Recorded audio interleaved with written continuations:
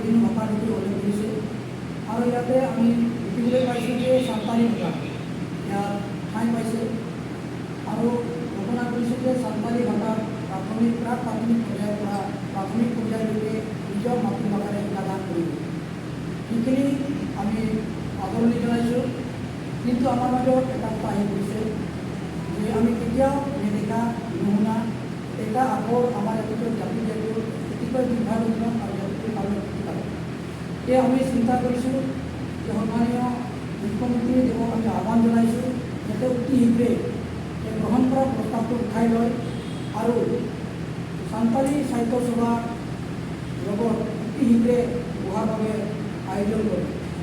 বিগত 10 বছৰৰ পৰা বৰ্তমানলৈকে প্ৰাথমিক পৰ্যায় আৰু উচ্চ প্ৰাথমিক পৰ্যায়লৈকে ছাত্ৰ ছাত্ৰীসকলে সান্তালী অৰ্থাৎ ৰোমান সাদৃশ্য আখৰেৰে শিক্ষা গ্ৰহণ কৰি আহিছে আৰু বৰ্তমানলৈকে আমাৰ উচ্চ মাধ্যমিক বিদ্যালয়ত নৱম আৰু দশম শ্ৰেণীৰ ছাত্ৰ ছাত্ৰীসকলৰ বাবে অসম চৰকাৰে সান্তালী তথা ৰোমান সাদিক আখৰেৰে পাঠ্যপুথি বৰ্তমানলৈকে যোগান ধৰি আহিছে।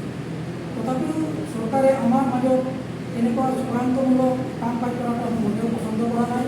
অতি শীঘ্ৰে প্ৰত্যাহাৰ কৰক, অন্যথাই আমি ইয়াৰ উত্তৰ ব্যৱস্থা ল'বলৈ হাজিৰ হৈ আছোঁ।